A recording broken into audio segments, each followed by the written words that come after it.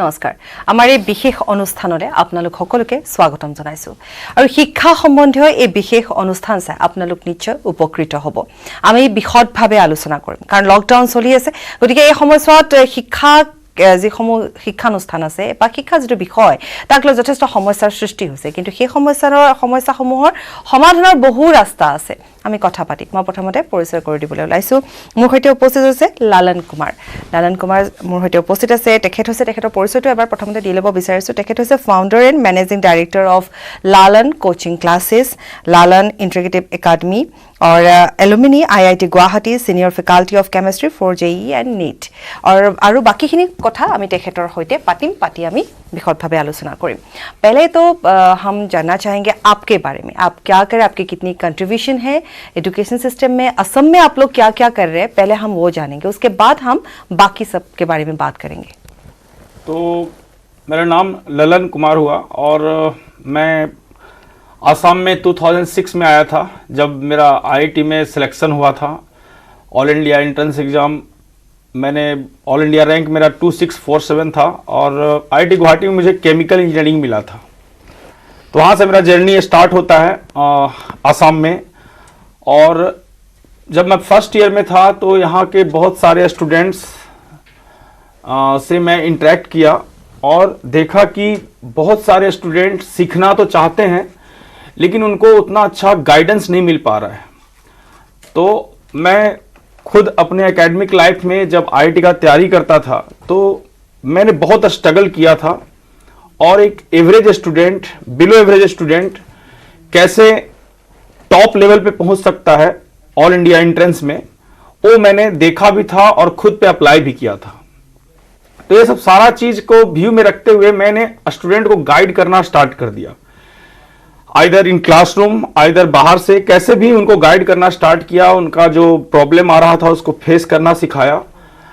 तो यहाँ के बहुत सारे स्टूडेंट उससे मोटिवेटेड हुए और तब से मैं इस काम में लगा हुआ हूँ और अभी तक असम में बहुत सारे student about more than 10,000 students को मैं पढ़ा चुका हूँ और उसमें बहुत सारे student top IIT top medical college NIT में पढ़ रहे हैं और बहुत सारे स्टूडेंट तो अभी US फ्रांस जर्मनी ये सब में PhD भी कर रहे हैं।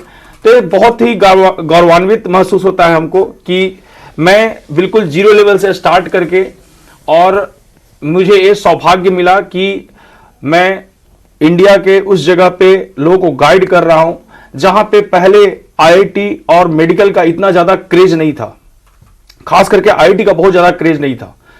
तो अपने हर क्लास में हर लेक्चर में मैं स्टूडेंट्स को मोटिवेट करता हूं और उनको दिखाता हूं कि आप भी बहुत अच्छा कर सकते हो, टॉप इंजीनियरिंग कॉलेज में टॉप मेडिकल कॉलेज में आप भी पढ़ सकते हो।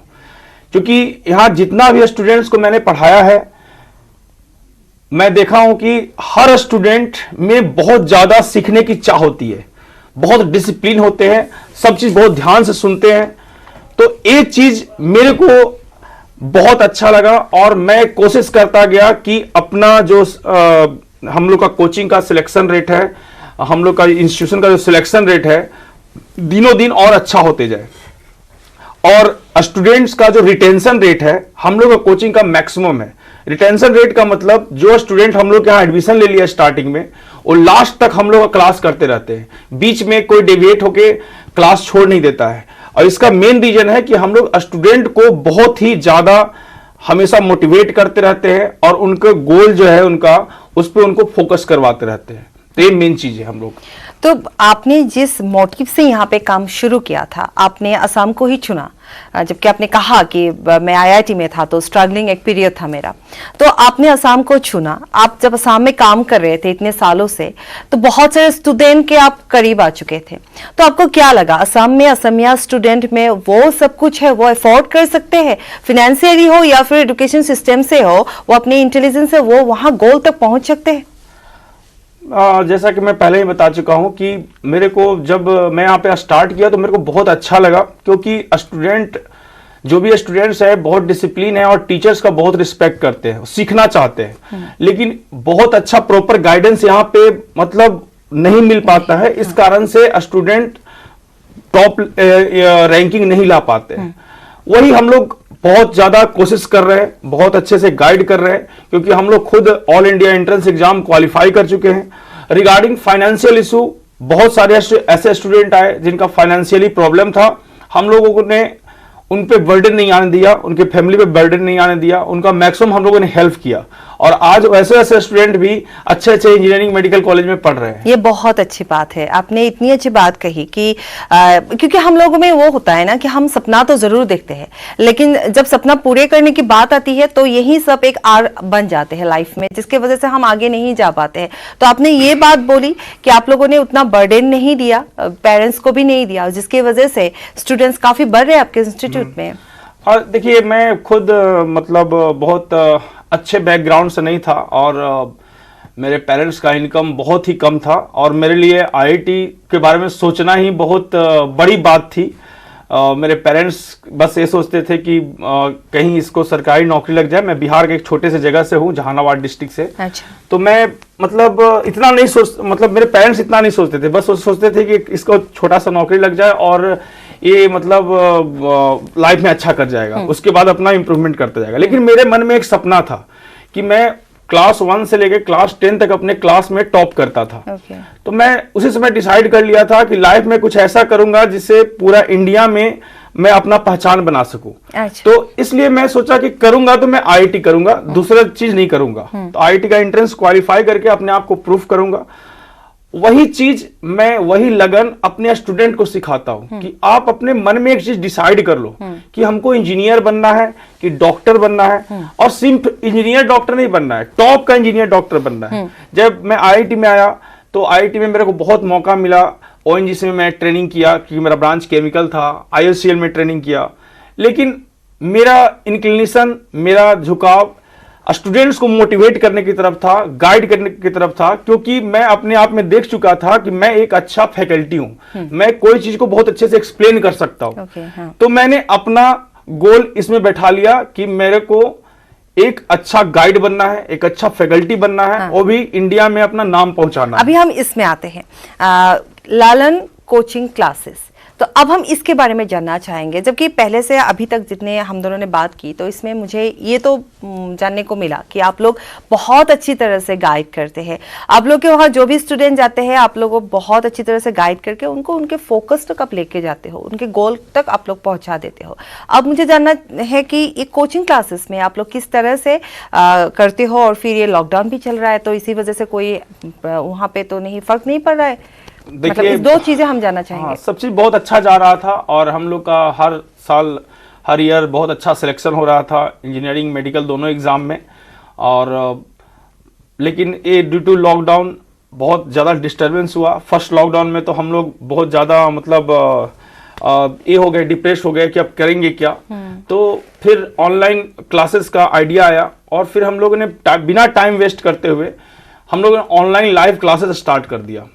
और अपने जितने भी स्टूडेंट हम लोग के पास पहले से थे, ओल्ड स्टूडेंट और जो न्यू स्टूडेंट आए, सबको हम लोग ऑनलाइन क्लास रेगुलरली अरेंज करवा रहे हैं। वीक में डेली क्लास हो रहा है, हर संडे को उनका टेस्ट हो रहा है। उनके साथ हमेशा इंटरेक्शन में हम लोग रहते हैं, उनको मोटिवेट करते हैं कि आपको पढ़ाई में थोड़ा सा भी गैप नहीं करना है। क्योंकि लॉकडाउन है तो कोई आपका सेल्फ स्टडी आपसे चुरा नहीं सकता है। आपको घर में रहना है, आपको खुद इंप्रूव करना है। आप बाहर नहीं भी जाएंगे तो आप इंप्रूवमेंट कर सकते हैं यदि आप में मोटिवेशन है, सीखने की इच्छा है। तो वही चीज हम लोग उन लोगों को गाइड करते हैं कि भाई आपको घर में रहना है, हम लोग घर से बैठे हुए आपको लाइव लेक्चर देंगे, आपको सब चीज समझाएंगे, आपको घर में रह के डेली होमवर्क देंगे, आप उसको घर में रह के प्रैक्टिस कीजिए, और डाउट होने पे हम लोग से ऑनलाइन पूछिए।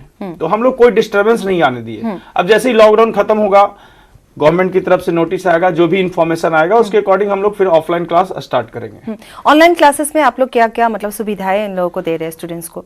हम लोग ऑनलाइन क्लासेस में जूम कर रहे हैं। हम लोग हम लोग का ऐप है, ऐप के थ्रू हम लोग उसमें टेस्ट सीरीज है, स्टडी मटेरियल है, वीडियो लेक्चर्स है, ये सब स्टूडेंट्स के लिए फैसिलिटी है। उसके बाद हम लोग डायरेक्ट स्टूडेंट के साथ लाइव क्लासेस लेते हैं। लाइव क्लासेस लेते हैं, उसमें सारे स्टूडेंट्स को एक टाइमिंग प्रोवाइड रहता है, लाइक 6:30 to 8 और 4:30 to 6। उस टाइम में स्टूडेंट्स को बोल दिया जाता है पहले से कि आपको एक रूम में बंद हो जाना है, कोई डिस्टर्बेंस नहीं रखना है, क्योंकि आपकी तरफ से थोड़ा सा भी आवाज आया तो आपको मतलब दंड दिया जाएगा, पनिशमेंट दिया जाएगा। अच्छा, हाँ। बहुत ज्यादा उन लोगों को डिसिप्लिन कर दिया जाता है। तो स्टार्टिंग में शुरू में ऐसा प्रॉब्लम आया, कुछ स्टूडेंट थोड़ा बहुत बदमाशी किए, लेकिन स्टूडेंट इतने अच्छे हैं कि उनको थोड़ा सा मतलब गाइड करने पे वो बहुत सिस्टमेटिकली उसको फॉलो करते हैं। तो ये बहुत अच्छा लगा। और अभी सारे स्टूडेंट बहुत अच्छे से क्लास कर रहे हैं। अबाउट हम लोग के पास 400-500 स्टूडेंट क्लास कर रहे हैं डेली, फिलहाल डेली कर रहे हैं, मतलब कोई विदाउट एनी डिविएशन सारा क्लास अटेंड कर रहे हैं। मतलब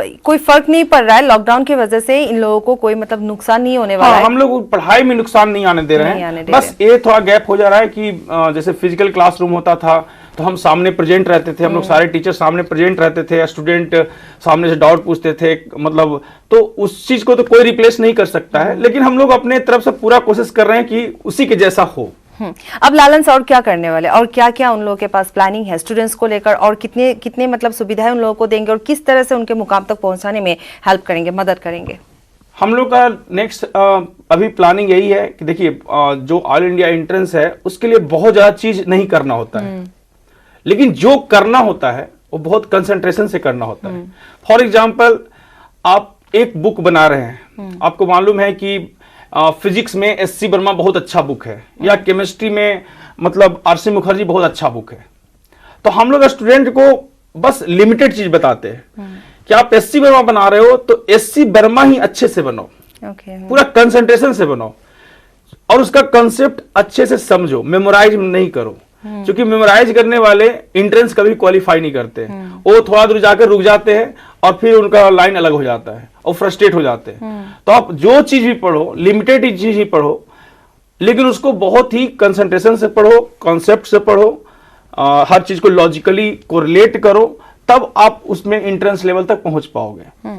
कॉम्पिटिटिव एग्जाम के लिए किस तरह से प्रिपेयर करना चाहिए आपके हिसाब से, क्योंकि आप जिस तरह से आपने इस मुकाम तक आप पहुंचे, मैं आपके बारे में बोल रहा हूँ, आप पहुंचे हैं, लालन्स बने आज के तारीख में, तो किस तरह से जाने से मतलब वही सक्सेस मिल सकता है जो आपको मिली होगी? देखिए मैं जब 10 तक था तो 10 तक मैं भी बहुत ही अच्छा स्टूडेंट था, मतलब इन टर्म्स ऑफ मार्क्स लाने में, क्योंकि आज के पेरेंट्स हैं, मैक्सिमम पेरेंट्स, सारे पेरेंट्स को हम नहीं बोल रहे हैं, मैक्सिमम पेरेंट्स में एक गलतफहमी है कि यदि स्टूडेंट का 10th और 12th में बहुत अच्छा मार्क्स आ रहा है तो वह स्टूडेंट बहुत अच्छा है। ऐसा बिल्कुल नहीं है।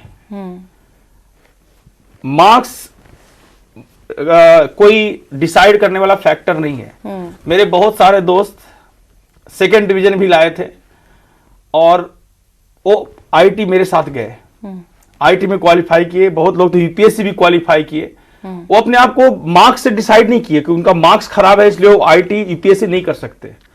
वो उनके अंदर एक आग था कि नहीं, हमको कोई नहीं रोक सकता है, हमें पढ़ने की इच्छा है, तो 10th में मेरा कितना मार्क्स आया है ये मेरे को कोई नहीं रोक सकता है। और वो उसी चीज को मेंटेन करते हुए इतना मेहनत किए, डेली 14-15 आवर्स, और इंडिया का टॉप 2 एग्जाम आईआईटी यूपीएससी सब चीज क्वालिफाई किए। तो मैं स्टूडेंट्स को, पेरेंट्स को ये बोल देना चाहता हूं कि यदि कोई 98% ला रहा है 10th में, बहुत सारे स्टूडेंट को देखें आसाम में ही 98% मार्क्स लाता है, पूरा खुश हो जाता है, मीडिया भी उसको पूरा खुश कर देता है कि तुम्हारे जैसा कोई स्टूडेंट नहीं है, तुम हीरो हो। और फिर 2 साल के बाद पता चलता है कि उसका ऑल इंडिया एंट्रेंस में कहीं सिलेक्शन ही नहीं हुआ है। तो मैं बस ये मैसेज देना चाहता हूं कि अपने आप मार्क्स से ना ज्यादा खुश हो, ना ज्यादा डिप्रेस्ड हो। यदि आपका बहुत अच्छा मार्क्स है तो उससे आपको ज्यादा खुश होने की जरूरत नहीं है, बिकॉज 10th और 12th का मार्क्स आपको आईआईटी या टॉप इंजीनियरिंग मेडिकल कॉलेज में नहीं भेजने वाला है। आपको आपका कॉन्सेप्ट, आपका जो आप डेवलप किए हैं अंडरस्टैंडिंग पावर, वो आपको आगे के लाइफ में हेल्प करेगा। तो आप अपने मार्क्स से अपने आप को मेजर नहीं करें। यदि किसी स्टूडेंट का मान लीजिए 10th तक उतना सिंसियर नहीं था, 10th तक सारे स्टूडेंट, मैक्सिमम स्टूडेंट बदमाश होते हैं, खेलने कूदने में बिजी रहते हैं, लेकिन 10th के बाद आपको आपका आत्मा जाग गया है कि नहीं, हमको अब करना है, लाइफ में कुछ बनना है, तो अभी भी टाइम गुजरा नहीं है। आप अभी से सारा चीज अच्छे से कर सकते हैं। एक रूटीन बना के डेली 8-9 आवर्स आपको सिस्टमेटिकली डेली पढ़ना है, हर चीज को बहुत बेसिक से समझना है। आपसे वो भी स्टूडेंट पीछे हो जाएगा जो आपसे ज्यादा मार्क्स लाए। ये मेरा मतलब मानना है, खुद का मानना है। और एक बात, क्योंकि आज लालन सक्सेस है तो बहुत सारे स्टूडेंट्स आपके पास आते हैं, आप लोगों ने उन्हें उन लोगों का सपना पूरा करने में आप लोग मदद कर रहे हैं। तो इस वक्त आप जितने भी, आपने कहा कि 400-500 आपके पास स्टूडेंट्स है, जितना भी हो आप उनके करीब आ चुके हैं, उनको जानते हैं। तो मैं चाहूँगी कि जो आप मतलब अपग्रेड जो स्टूडेंट्स होते हैं, जो अभी सोच रहे होंगे कि मैं भी कुछ करूंगा, मैं भी कुछ बनूंगा, तो उन लोगों के लिए पढ़ाई के लिए कितने टाइमिंग उनको देना पड़ेगा, क्या क्या उनको छोड़ना पड़ेगा और क्या क्या उनको लेना पड़ेगा, तो इस बारे में थोड़ा सा अगर गाइडेंस आप कर दे, मोटिवेटेड कर दे तो अच्छा होगा। हाँ देखिए, 10th पास जो स्टूडेंट होता है वो बहुत ही उसको ज़्यादा कुछ पता नहीं होता है, क्योंकि 9th-10th का जो साइंस का सिलेबस है वो बहुत ही कम दिया गया है, बहुत ही कम पढ़ना है 9th-10th में। और बहुत सारे स्टूडेंट क्या करते हैं, उसको मेमोराइज करके बहुत अच्छा मार्क्स ले आते हैं, ज्यादातर यही होता है। हाँ, मतलब छोड़, हम भी वैसे ही किए थे, अपना पूरा किताब याद कर लिए थे और अपना डिस्ट्रिक्ट में टॉप कर गए थे, तो बहुत मतलब खुशी हुआ। लेकिन जब हम बाहर गए, बाहर एंट्रेंस की दुनिया में गए, देखे तो मेरा दिमाग खराब हो गया कि मेरा तो कोई अस्तित्व ही नहीं है, याद करने वालों को, मेमोराइज करने वाला कोई अस्तित्व ही नहीं है। किसका अस्तित्व है? जो हर चीज को समझ समझ के पढ़ रहा है, उसको अप्लाई कर रहा है, उसका अस्तित्व है। तो मैंने अपने आप को कन्वर्ट किया कि नहीं, ऐसे काम नहीं चलेगा। हम पहले रटते थे, अब नहीं रटेंगे, अब एक चीज नहीं रटेंगे, अब पहले समझेंगे तभी उसको याद करेंगे। तो अपना अपना लॉजिक हमने चेंज कर लिया। उसके बाद मेरा माइंड का लेवल और बढ़ते गया। फिजिक्स, केमिस्ट्री, मैथ, हर चीज ऐसा एक बार हो गया था कि चाहे फिजिक्स में मेरे से कुछ पूछ लीजिए, केमिस्ट्री में पूछ लीजिए, मैथ में पूछ लीजिए, आईटी लेवल का सारा क्वेश्चन मैं सॉल्व करता था। तो ऐसा अपने आप को कन्वर्ट कर लिया। तो हम बस स्टूडेंट को ये मैसेज देते हैं कि कोई स्टूडेंट कैसा भी हो, यदि आप अपना थिंकिंग चेंज कर लोगे, अपना डिसिप्लिन, मतलब अब बहुत ज्यादा डिसिप्लिन हो जाओगे और अपने से बहुत ज्यादा ऑनेस्ट हो जाओगे कि हमको यही बनना है, तो आपको कोई नहीं हरा सकता है। आप बस घर में बैठ के ऑनेस्टी मेंटेन कीजिए। आपका जो बैड हैबिट्स है, जहां पे आपका टाइम वेस्ट हो रहा है, उस पर कंट्रोल करना सीखिए।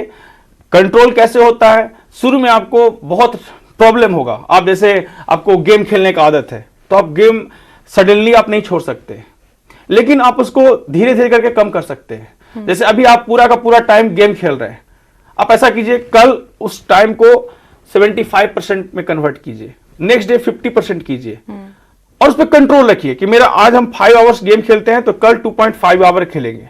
उसके नेक्स्ट दिन को कम करना है। क्यों कम करना है? क्योंकि आपको आईटीएन बनना है, आपको बहुत अच्छा करना है, आपको टॉप का डॉक्टर बनना है।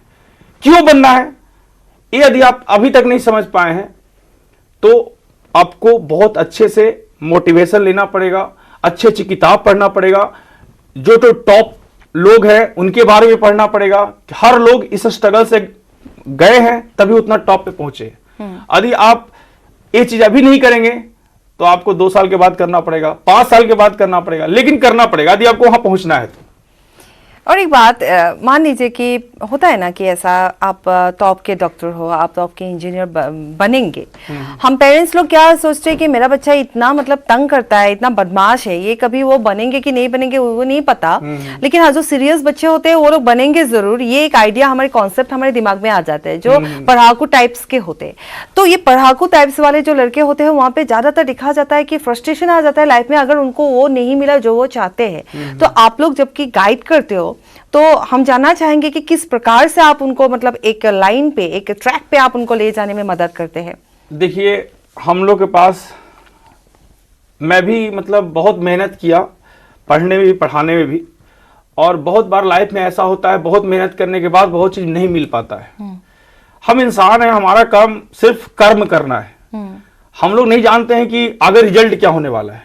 हम लोग बस जानते हैं हम लोग इतना एफर्ट देंगे, ऑनेस्ट एफर्ट देंगे तो जरूर सक्सेसफुल होंगे।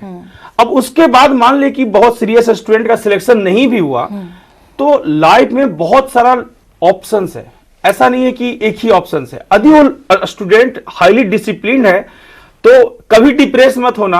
हो सकता है कि तुमको अभी आईआईटी नहीं मिला है और तुम इसी में डिसिप्लिन से काम करते गए, हो सकता है कि तुम कुछ दिन के बाद आईआईटी को ही पीछे कर दो। फॉर एग्जाम्पल, मेरे बहुत सारे स्टूडेंट एनआईटी सिलचर में पढ़ते हैं, जो आईआईटी के लिए मैंने उनको खूब मोटिवेट किया, आईआईटी उनका नहीं हुआ। वो डर से मेरे से मिलने भी नहीं आए कि सर के पास कैसे जाए, मेरा तो आईआईटी नहीं हुआ। अच्छा। आफ्टर 4 ईयर, 5 ईयर, सब मेरे को मैसेज करते हैं, मेरे से मिलने आते हैं। सर देखिए ना, मेरे कंपनी में IITian भी काम करता है और उससे हम आगे हैं। तो कितना अच्छा लगता है। क्यों? क्योंकि वो स्टूडेंट डिसिप्लिन था, बहुत सीरियस था, उसको उस समय नहीं मिला, लेकिन वो हार नहीं माना, और ज्यादा मेहनत स्टार्ट कर दिया। तो हो सकता है कि आपका लक्ष्य आपको नहीं मिल रहा है, तो हो सकता है आप उस रिक्वायर्ड थिंग तक नहीं पहुंच पाए, प्रैक्टिस में थोड़ा कमी रह गया होगा। तो आपको थोड़ा सा भी डिप्रेस होने का जरूरत नहीं है। आप अपने आप को मेंटेन रखिए, अपना मेहनत मेंटेन रखिए, आपको उससे भी अच्छा चीज मिलेगा, ये हम 100% भरोसा दिलवाते हैं। लेकिन इसमें और एक सवाल आ जाता है। मान लीजिए कि हमारा जो बच्चा होता है, हमारा जो हम पेरेंट्स लोग ज्यादा उनको प्रेशराइज करते हैं। मैं ये नहीं बोल रही हूँ कि हर लोग यही काम करते हैं, लेकिन ज्यादातर आप देख सकते हो कि क्योंकि जब उन्होंने पढ़ाई शुरू की, शुरुआत से ही पेरेंट्स का एक प्रेशर होता है कि आपको यही बनना है। ये कितने दूर तक सही होता है? देखिए मतलब मैं भी अब पेरेंट्स बन चुका हूं और मैं जानता हूं कि कोई किसी को बना नहीं सकता है। मैं भी जो बोल रहा हूं कि मेरा इतना स्टूडेंट इंजीनियर है, डॉक्टर है, मैं किसी को बनाया नहीं हूं। मैंने सिर्फ समझाया, गाइड किया, रास्ता दिखाया। बहुत सारे स्टूडेंट उस पर विश्वास किए और उस पर चले गए और वो टॉप पोजीशन पर पहुंच गए। यही चीज होता है। पेरेंट्स भी सिर्फ रास्ता दिखा सकते हैं, इंटरेस्ट तो स्टूडेंट का ही होगा। स्टूडेंट का इंटरेस्ट है नहीं, मेरे को डॉक्टर नहीं बनना है, आप उसको फोर्सफुली डॉक्टर बनाना चाहते हैं, कभी हो ही नहीं सकता है, वो फेल कर जाएगा। तो स्टूडेंट को खुद सिलेक्ट करने दीजिए। बस आप उसको एक दिखाइए कि तुम क्या चाहते हो, तुम लाइफ में क्या करना चाहते हो, तुम लाइफ में जो करना चाहते हो उसमें हम तुम्हारा साथ देंगे। बस इतना कीजिए और कुछ मत कीजिए। उसको अपने अकॉर्डिंग ये मत कीजिए, क्योंकि हो सकता है उसका इंटरेस्ट दूसरा हो। तो मान लीजिए वो इंजीनियर बनना चाहता है, तो आप अपना पूरा ताकत लगा दीजिए उसको इंजीनियर बनने में। अच्छा ललन जी, जबकि हमारे पास टाइम अभी कम है, तो 1 मिनट में मैं ये जानना चाहूंगी कि आप अपने दर्शकों को, हमारे दर्शकों को आप क्या कहना चाहेंगे? लालंस के लिए किस तरह से वो लोग आए यहाँ पे, आप पढ़े और जो गोल है उनके लाइफ में उसको वहां तक पहुंच पाए? देखिए हम लोग का गुवाहाटी में 3 ब्रांच है, जू road, GS road and Maligaon. और हम लोग के पास हम लोग का वेबसाइट भी है www.lalanscoachingclasses.com। हम लोग का 2 टाइप का कोर्स चलता है, एक ललन्स कोचिंग क्लासेस और एक ललन्स इंटीग्रेटेड एकेडमी।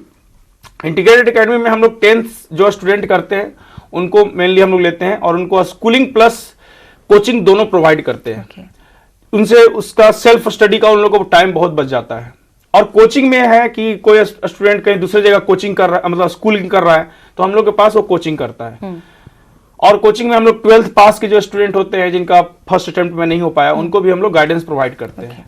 तो हम लोग के कोचिंग के एड्रेस पे, फोन नंबर पे कॉल कर सकते हैं, कॉन्टेक्ट कर सकते हैं। बिल्कुल। और আমাৰ টিভি স্ক্ৰীনত সেই ফোন নম্বৰখিনি দি থোৱা আছে, গতিকে আপোনালোকে যোগাযোগ কৰিব পাৰে আৰু লালাঞ্চলৈ আহি আপোনালোকে এনেধৰণে আপোনালোকৰ যি সপোন আছে সেয়া পূৰণ কৰিব পাৰে। आपको শুক্ৰিয়া, থেংক ইউ সো মাচ। আৰু এনেধৰণে আমি আমাৰ অনুষ্ঠানৰ পৰা বিদায় লৈছোঁ। নমস্কাৰ।